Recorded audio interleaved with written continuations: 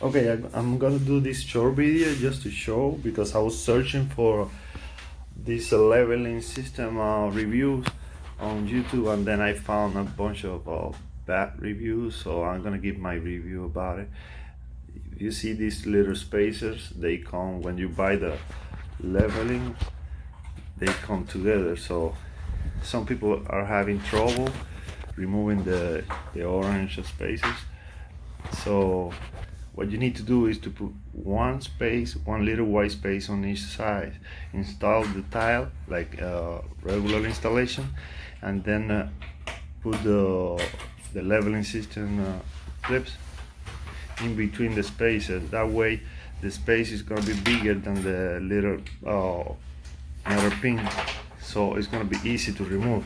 If you see, I'm removing it with just one hand, and it's really easy. I don't know, some people are having trouble. I think it's because they don't know what they're doing, or they didn't have experience with spacers or leveling or other leveling systems. So I just want to show you that it works, and I love them. They work perfect. You see, I'm only using one hand. Boom, that's it. It does a perfect job. And you see that they're in a perfect condition. You can use them. You can use them as many times as you want.